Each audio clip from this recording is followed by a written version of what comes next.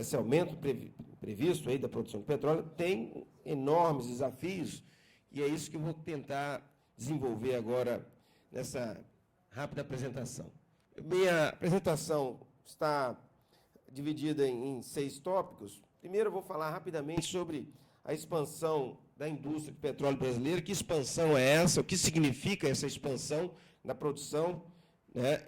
Em seguida, eu vou entrar na questão dos desafios e tentar fechar com algumas questões-chave para a concretização dessa expansão, que é o que nós deveríamos, na minha opinião, debater nessa mesa, né? Bem, é importante começar dizendo que o Brasil se tornou uma importante fronteira da indústria petrolífera mundial, se não a mais importante em termos de recursos recuperáveis, né? Mas não apenas em termos de recursos, vários países têm muitos recursos geológicos, né? Petróleo em terra, mas se considerarmos também os outros recursos que o Brasil possui, né? O Brasil tem recursos humanos, recursos financeiros, recursos tecnológicos, numa área de risco político baixo, de forma que o Brasil é hoje uma fronteira importante de expansão da indústria do petróleo. Se a gente olhar os contratos já assinados pelas empresas, quer dizer, isso nós estamos falando de reservas identificadas, planos de desenvolvimento apresentados e assinados, né? Nós temos aí uma previsão, né, de aumento da produção de petróleo que vai para mais de 4 milhões de barris em torno de 2021. Isso aqui são, segundo a ANP, isso aqui é a produção planejada, já assinada, né? São contratos de desenvolvimento e produção assinados com a ANP, são engajamentos, isso não é uma previsão apenas, né? Veja que aqui você tem uma grande quantidade de petróleo que será produzido nos próximos anos, dos contratos de cessão onerosa, que são aqueles contratos que estão associados com a capitalização da Petrobras, portanto, isso aqui, né, é petróleo da Petrobras, mas também você tem aqui uma grande expansão, né, dos contratos de concessão, né, do pré-sal, essa área aqui, né, e das demais áreas que já, vamos dizer, já tem uma enorme produção hoje, mas que vai diminuir um pouco, mas não muito, de forma que nós temos nesse período curto de tempo, nós estamos falando aqui de menos de 10 anos, você vai dobrar a produção de petróleo no Brasil. Então, fazer em 7 anos aquilo que nós levamos mais de 50 para conseguir nos últimos anos. Conseguir isso exige uma enorme mobilização de recursos. Eu acho que o brasileiro é um otimista natural, né?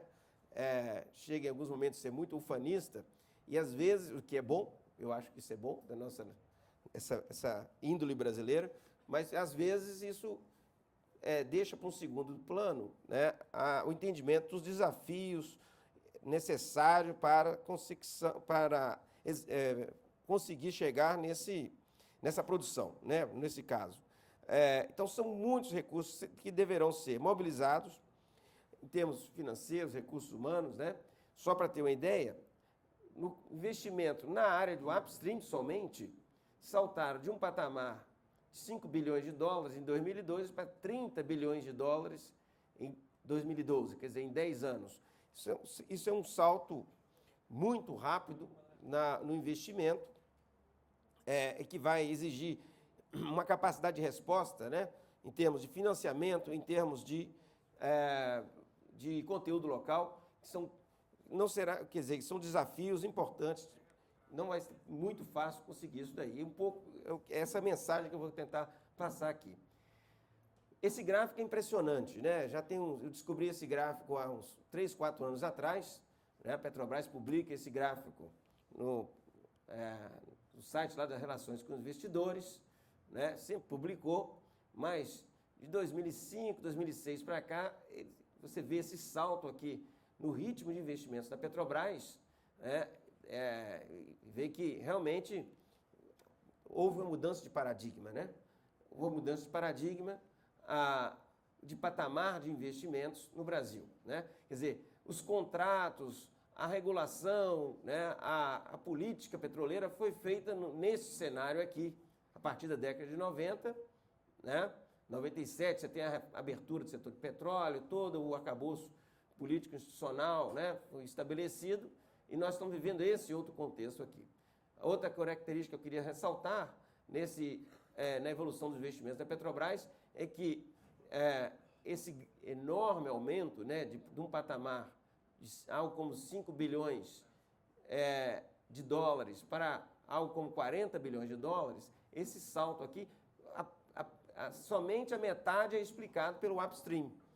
A outra metade é explicada pelo downstream, em particular a parte de abastecimento aqui, que é a parte de refino. Então, a Petrobras está lutando duas frentes de batalha ao mesmo tempo, né? O que é uma coisa inédita, porque se a gente for olhar ao longo do tempo, né, veja aqui na década de 70, o foco era downstream, década de 80, com a bacia dos Campos, o foco voltou para o upstream, e agora você está aí com duas frentes de batalha ao mesmo tempo, o que coloca novos desafios para a Petrobras.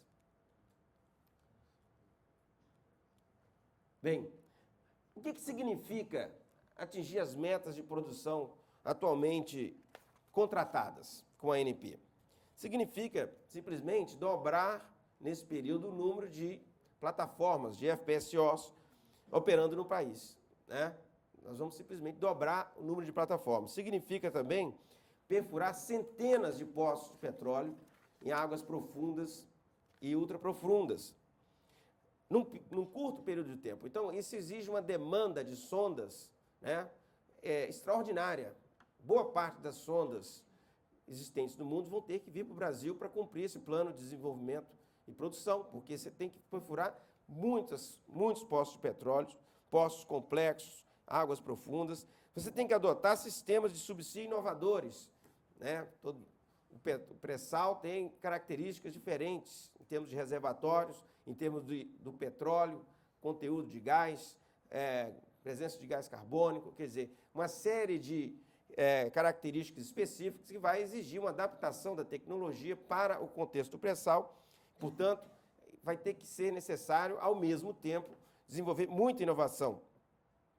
As empresas têm compromissos de conteúdo local, então vamos ter que desenvolver capacitação nacional para suprimento de bens e serviços, ao mesmo tempo.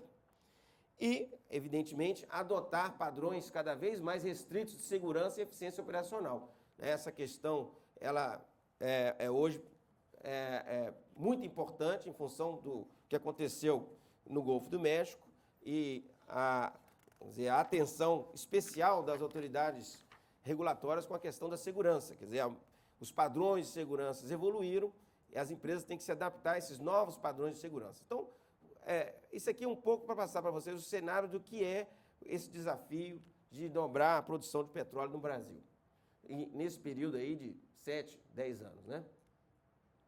Bom, vamos falar de alguns desses desafios. Primeiro, o desafio do conteúdo local, né? Esse é um desafio importante. Primeiro, é importante salientar que as empresas têm compromissos de conteúdo local. Esses compromissos estão nos contratos, né? Elas têm que cumprir esses contratos, né? Que impõem, né, a necessidade de se comprar parte dos bens e serviços do processo de investimento no Brasil, né? Então, a capacidade de cumprir esses compromissos passa pela capacidade de suprimento de bens e serviços no Brasil, né? No caso dos compromissos atuais, isso passa pela internalização da construção de FPSOs, esses navios, plataformas novos, né? Parte desses navios vinham sendo construídos fora do Brasil, né? Você tem lá a construção do casco, depois a integração dos módulos, né? Colocar os topsides, quer dizer, uma parte era feita no Brasil, outra parte era feita fora do Brasil, para você cumprir os compromissos de conteúdo local, você vai ter que cada vez mais internalizar a construção das FPSOs no Brasil, o que requer a construção de estaleiros, alguns são o revamp de alguns estaleiros, mas alguns são estaleiros novos, quer dizer, para cumprir o conteúdo local, teremos que construir novos estaleiros no Brasil. Estão sendo construídos, né? Bom, isso tudo implica em riscos de sobrecustos e atrasos na entrega de sondas e FPSOs, quer dizer, o que é a mesma coisa, né? Atraso num projeto de petróleo tem um impacto no custo tremendo, né? Então, as empresas vão ter que lidar com essa questão dos riscos associados ao cumprimento das cláusulas de conteúdo local, né? Bem, uma outra questão que vai ter que ser enfrentada pelas empresas é a questão da competitividade, né? Quer dizer, o Brasil, ao comprar no Brasil, as empresas podem encontrar no Brasil, eventualmente, produtos que são competitivos, né? Alguns, né, não são competitivos em relação ao concorrente internacional e alguns não dá para fazer no Brasil, né? Quer dizer, a política de compras, né, vai ter que buscar uma estratégia, né, de maximizar a faixa competitiva, aumentar a parcela competitiva dos produtos que são feitos no Brasil, né, e minimizar a compra de coisas que não são competitivas no Brasil. Então, cada empresa vai ter que estabelecer uma estratégia com relação à política de compras, uma estratégia de cooperação com fornecedores, de maneira a minimizar os riscos de sobrecustos associados aos compromissos de conteúdo local, né? Essas estratégias vão ser diferentes, cada empresa terá a sua, e os resultados dessas estratégias serão muito diferentes, né? Uma política de compras no Brasil mal feitas podem resultar em custos muito mais elevados e comprometer a competitividade dos projetos. Então, quer dizer, é importante, e aqui eu estou falando da estratégia das empresas, a política de conteúdo local, por parte por parte do governo, enquanto política pública, ela tem a sua estratégia, podemos discutir, mas esse é um tema que eu acho que a gente deveria fazer um seminário somente para isso, né? Bem, por sorte, boa parte dos campos que hoje estão em operação, que vão entrar em operação no Brasil, os campos do pré-sal, são campos aqui das primeiras rodadas de licitação, cujo compromisso de conteúdo local, né, estão aqui no patamar de entre 30% e 50%. Né? Mas vocês podem ver que as empresas assumiram compromissos a partir da quinta rodada que vão acima de 80% de compras no Brasil. Né? Evidentemente que, atualmente, dependendo do tipo de campo que você encontrar, você não tem nem mesmo, para isso, você estaria chegando na faixa de produtos que não existem no Brasil. Então, aqui tem uma questão ampla de conteúdo local que deve ser debatida, que é o que fazer agora, já que você tem empresas com cláusulas de compromisso local nos contratos e você não tem necessariamente esses produtos para ofertar às empresas, né? Bem, esse quer dizer, o conteúdo local é um tema importante, porque é uma política da qual o país não vai abrir mão, né? É uma política, é uma parcela significativa, um tema muito importante da nossa política industrial, né?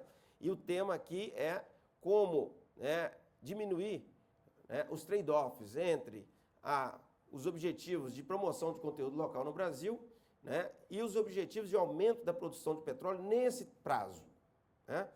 Será que dá para trocar, né, conteúdo local por uma aceleração do processo de investimento? Será que vai ser necessário fazer esse tipo de negociação? Esse é um tema que eu acho que deve ser colocado na mesa e debatido, porque ele pode ser um tema que apareça. Nós devemos nos preparar para quando ele surgir. Né? Muito possivelmente ele vai aparecer na mesa dos tomadores de decisão, tanto nas empresas quanto do governo. Um outro desafio muito importante, e esse sim, ele tem saído muito pouco para a sociedade, esse desafio ele tem ficado num processo, quer dizer, a discussão está circunscrita a um processo de negociação das empresas com o governo, é um desafio dos impostos. Né? O setor de petróleo no Brasil ele tem um regime fiscal especial, que se chama Repetro. Né? O Repetro, ele isenta basicamente de impostos né, boa parte dos bens e serviços que são utilizados no desenvolvimento de campos de petróleo, né? Esse imposto, né, se você for pagar todos os impostos previstos dos bens e serviços, muitos deles têm que ser importados, etc., você pode ter um sobrecusto, um aumento do preço dos equipamentos da ordem de 50%. Né? Então, nós estamos falando aqui dizendo o seguinte, que se o Repetro acabar de uma hora para outra, os custos dos investimentos, em boa parte dos custos de investimento, podem aumentar num patamar de 50%. Né? No entanto, essa questão do Repetro, volta e meia, é colocada em xeque, né? Pelo governo, por segmentos do governo, né? É questionado esse tipo de incentivo fiscal para a indústria do petróleo, né? E existem grandes incertezas atualmente sobre a manutenção do Repetro. O Repetro ele termina em 2020 e vai ter que ser estendido ou não, e é um tema que preocupa muito as empresas, né? Porque até não se sabe se for extinto o Repetro, se as empresas que já fizeram os investimentos terão que arcar com um diferencial de impostos, porque o Repetro significa que a plataforma, por exemplo, ela entra no Brasil por admissão temporária, ou seja, ela não é importada. Ela entra, fica aqui e em algum momento vai sair do Brasil, né? Se de uma hora para outra tivermos que importar essa plataforma, ela vai ter que pagar o imposto de importação, o ICMS, PIS/COFINS e vários outros impostos. E isso pode afetar de forma muito importante a viabilidade econômica dos projetos, principalmente aqueles projetos de menor atratividade econômica, projetos de reservas menores, etc. Né? Então, essas incertezas tributárias, né, são um problema que devem ser debatidos, até porque nós temos aqui, com a discussão dos royalties, né,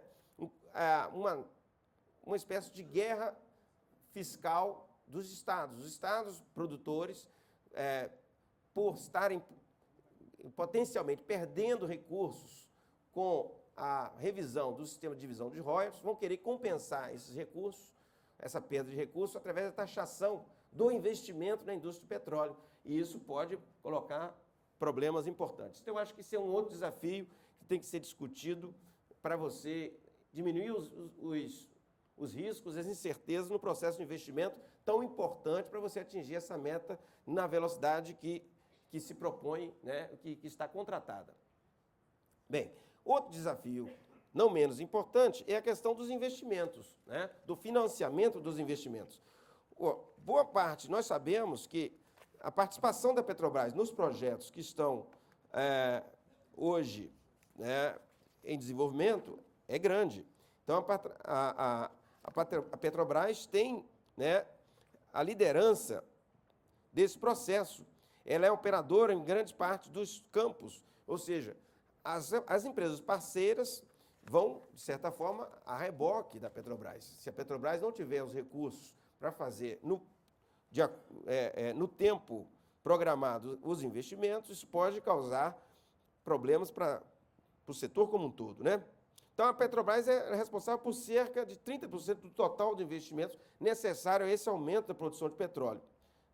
A maior parte e o próprio planejamento estratégico da Petrobras indica que a maior parte dos recursos para a concretização desses investimentos vem do fluxo de caixa da empresa, que, por sua vez, depende da sua receita de venda de combustíveis no Brasil, cujo preço está hoje controlado pelo governo federal, né, e está controlado abaixo do nível de paridade internacional. Além do mais, a Petrobras importa produtos, combustíveis, como veremos na seção sobre mercado de combustíveis, né? A Petrobras importa cada vez mais combustíveis a preços internacionais e vende aqui a preços mais baixos. Isso está, de certa forma, drenando a capacidade de financiamento da Petrobras, né?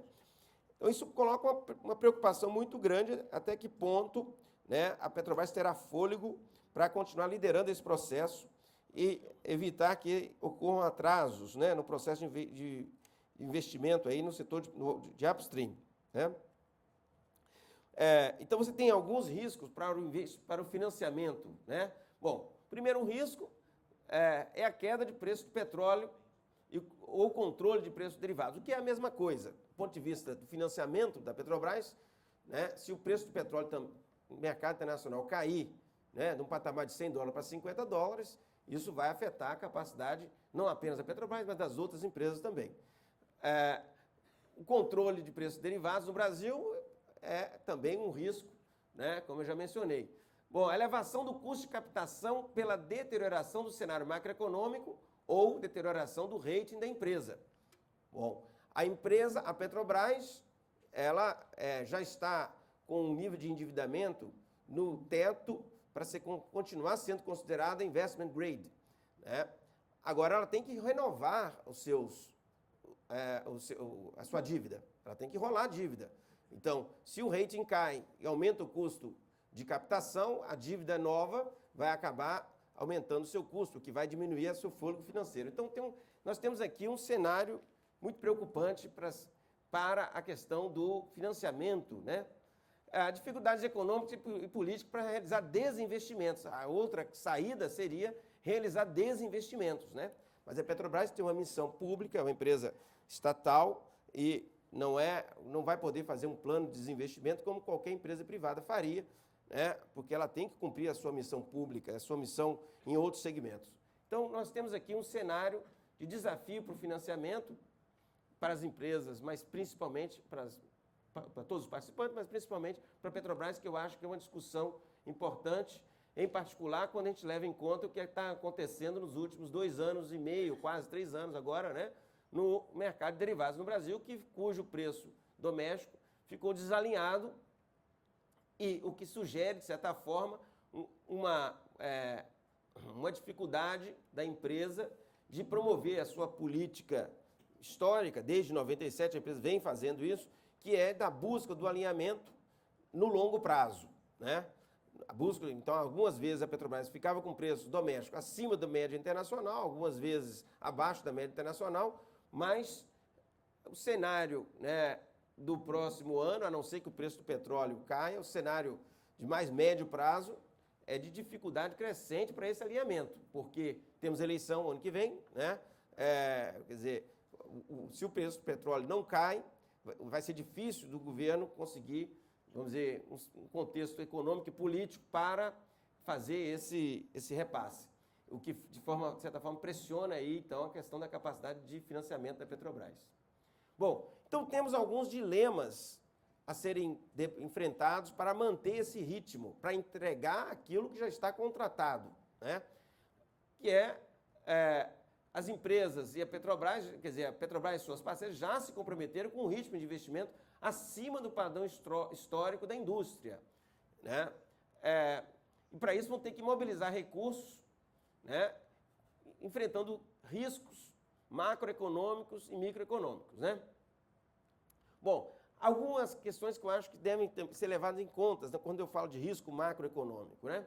Quer dizer, se ocorre uma demora na entrega dos resultados, ou seja, do aumento da produção de petróleo, nós temos a seguinte situação: nós temos uma deterioração da balança comercial, porque boa parte dos investimentos, daqueles 40 bilhões de dólares que eu apontei na Petrobras e mais os parceiros, quase 50 bilhões de dólares, boa parte desses investimentos se dão, 50 bilhões de dólares por ano, pelo menos 50% daquilo se dá via importações.